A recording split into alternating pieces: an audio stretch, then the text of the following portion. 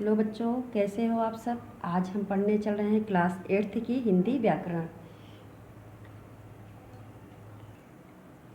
तो बच्चों आज हम पढ़ेंगे लेसन फर्स्ट का पार्ट 3।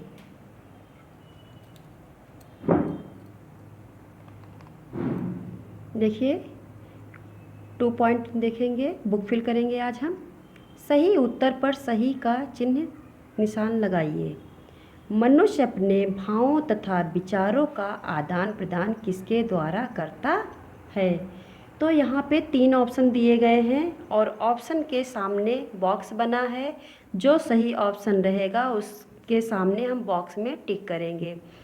तो बुद्धि द्वारा, ज्ञान द्वारा, भाषा द्वारा। तो मनुष्य अपने भावों तथा विचारों का आदान प्रदान किसके द्वारा करता है, तो भाषा के द्वारा करता है। भाषा के सामने जो बॉक्स बना है उस पर हम टिक कर देंगे। नेक्स्ट है, किसकी लिपि देवनागरी नहीं है। ऑप्शन है नेपाली, पंजाबी, गुजराती। तो पंजाबी लिपि के सामने हमको टिक कर देना है। और नेक्स्ट है, भाषा के शुद्ध रूप का ज्ञान कौन करता है। लिपि, साहित्य, व्याकरण। तो भाषा के शुद्ध रूप का ज्ञान, तो शुद्ध रूप का ज्ञान हमें व्याकरण कराता है। तो व्याकरण के सामने जो बॉक्स है उस पर हम टिक कर देंगे। नेक्स्ट है, इनमें से कौन सा साहित्य का गद्य रूप है।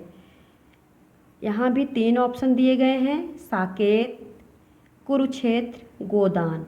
और इन तीनों बॉक्स के ऑप्शन के सामने बॉक्स है, उसमें टिक कर देना है हमें।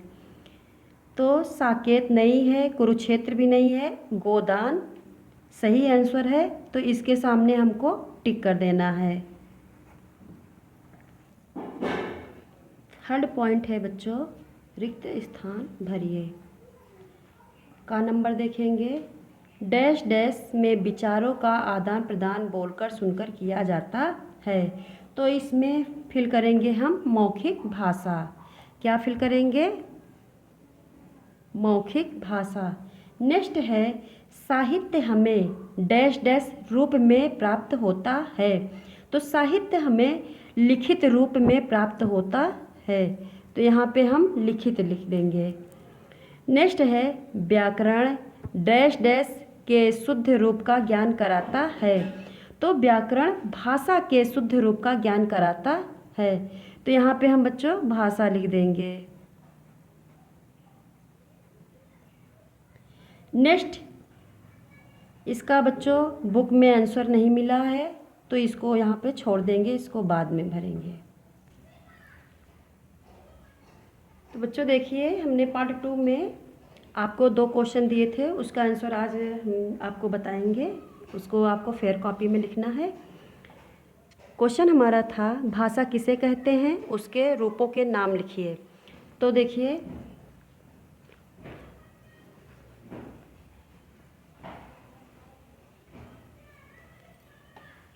इसका आंसर है, मन के भावों एवं विचारों को प्रकट करने और जानने के साधन को भाषा कहा जाता है। नेक्स्ट क्वेश्चन था, लिपि की आवश्यकता क्यों हुई। तो इसका आंसर है बच्चों, मौखिक भाषा को लिखने के लिए जिन चिन्हों का निर्धारण किया गया है या जिन चिन्हों की आवश्यकता हुई उसे लिपि कही जाती है।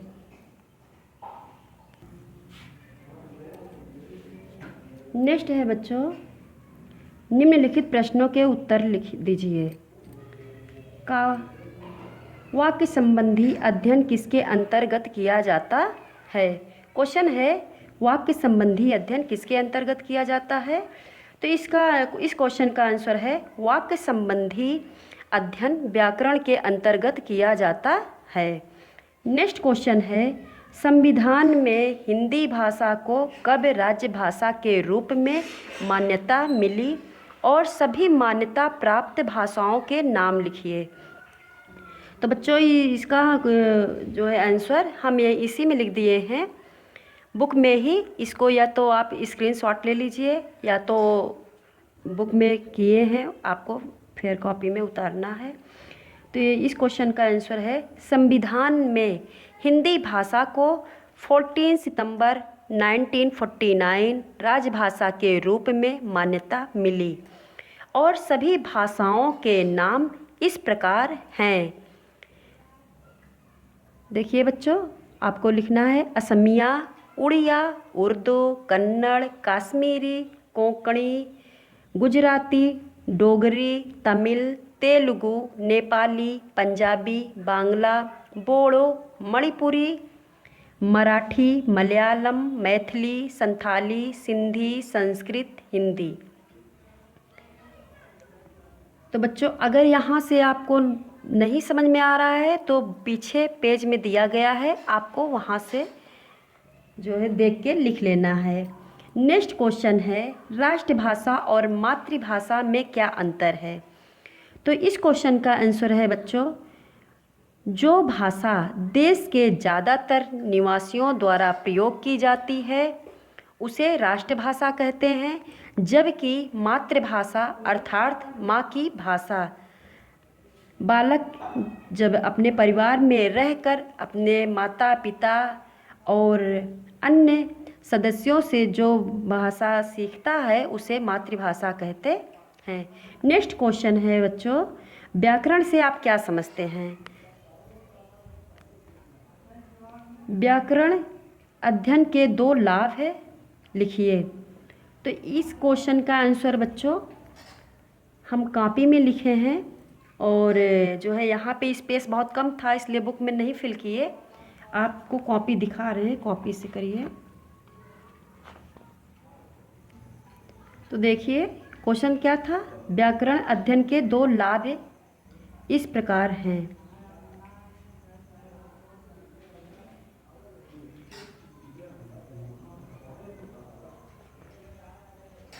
भाषा के शुद्ध रूप का ज्ञान कराने वाले शास्त्र को व्याकरण कहा जाता है। एक बार फिर से समझ लीजिए, भाषा के शुद्ध रूप का ज्ञान कराने वाले शास्त्र को व्याकरण कहा जाता है। व्याकरण अध्ययन के 2 लाभ इस प्रकार हैं। फर्स्ट पॉइंट है, व्याकरण अध्ययन से वर्ण, शब्द, वाक्य, मुहावरे, विराम चिन्ह आदि का ज्ञान प्राप्त होता है। और सेकंड है, व्याकरण के अध्ययन से वर्ण विचार, शब्द विचार, वाक्य विचार आदि का ज्ञान प्राप्त होता है। नेक्स्ट क्वेश्चन है बच्चों, संपर्क भाषा और मानक भाषा किसे कहते हैं? उदाहरण सहित बताइए। तो इस क्वेश्चन का आंसर भी बच्चों हम बुक में नहीं फिल किए हैं, फेयर कॉपी में फिल किए हैं। आप लोग देखिए इस क्वेश्चन का आंसर, एक दूसरे से संपर्क स्थापित करने के लिए जिस भाषा की आवश्यकता होती है संपर्क भाषा कहलाती है। देश के सभी भागों में हिंदी एक समान पढ़ी लिखी और समझी जाए, इसके लिए भाषा का एक रूप निर्धारित किया गया है जिसे मानक भाषा कहते हैं।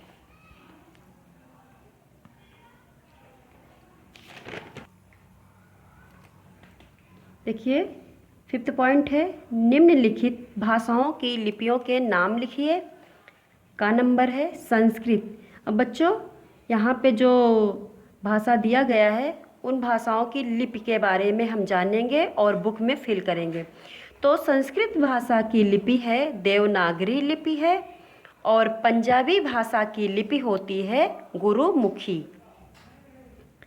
नेक्स्ट है, अंग्रेजी भाषा की लिपि होती है रोमन लिपि और नेक्स्ट है, हिंदी भाषा की लिपि होती है देवनागरी लिपि। नेक्स्ट है, उड़िया भाषा की लिपि होती है ओड़िया लिपि और नेक्स्ट है, उर्दू भाषा की लिपि होती है फारसी लिपि।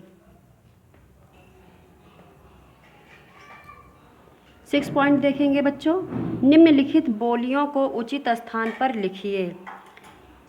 क्या दिया गया है एक बार समझिए आप लोग। निम्नलिखित बोलियों, ये जो यहाँ पे दिया गया है ये सब बोलियाँ हैं और इनको जो है उचित स्थान पे यहाँ पे फिल करना है, बॉक्स बना हुआ है। तो यहाँ पे दिया गया देखो बच्चों, पूर्वी हिंदी, पश्चिमी हिंदी, राजस्थानी, बिहारी हिंदी और पहाड़ी हिंदी। तो यहाँ से चुन के हमें छांट कर यहाँ पे हमें फिल करना है। तो पूर्वी हिंदी में हम क्या फिल करेंगे, देखिए ये अवधि जो है, अवधि पूर्वी हिंदी है, तो यहाँ पे हम अवधि फिल कर देंगे। उसके बाद आता है हमारा नेक्स्ट है बघेली। बघेली भी हम पूर्वी हिंदी में ही फिल करेंगे। उसके बाद है छत्तीसगढ़ी, ये भी हमारा पूर्वी हिंदी में आता है, तो यहाँ पे नीचे हम फिल कर देंगे छत्तीसगढ़ी। अब हम आगे बढ़ेंगे, पश्चिमी हिंदी में फिल करेंगे। तो ये पश्चिमी हिंदी में आता है ब्रजभाषा, तो यहाँ पे हम ब्रजभाषा फिल कर देंगे। उसके बाद हम फिल करेंगे कन्नौजी, ये भी पश्चिमी हिंदी में आता है, तो कन्नौजी यहाँ पे हम फिल कर देंगे। उसके बाद बच्चों हरियाणवी, ये भी पश्चिमी हिंदी के अंतर्गत आती है, तो इसको भी हम हरियाणवी यहाँ पे फिल कर देंगे। फिर आगे हम बढ़ेंगे, राजस्थानी में फिल करेंगे। राजस्थानी में आता है मारवाड़ी, यहाँ पे फिल कर देंगे। उसके बाद है मेवाती, ये भी राजस्थान में आता है। उसके बाद है जोधपुरी, जोधपुरी यहाँ पे हम फिल कर देंगे। उसके बाद हम चलेंगे बिहारी हिंदी में। बिहारी हिंदी में हम फिल करेंगे मगही, क्या फिल करेंगे, मगही। उसके बाद हम फिल करेंगे भोजपुरी, भोजपुरी बिहारी हिंदी में आता है। उसके बाद है फिल करेंगे मैथिली, मैथिली फिल करेंगे। उसके बाद हम फिल करेंगे पहाड़ी हिंदी में फिल करेंगे जो है गढ़वाली, क्या फिल करेंगे, गढ़वाली। उसके बाद हम फिल करेंगे कुमाऊनी, ये भी पहाड़ी हिंदी में आता है। और उसके बाद हम फिल करेंगे मणियाली, यहाँ पे फिल कर देंगे। तो बच्चों आज हमारा ये चैप्टर समाप्त होता है। अब नेक्स्ट वीडियो में हम नेक्स्ट चैप्टर पढ़ेंगे। आज के लिए इतना ही, धन्यवाद।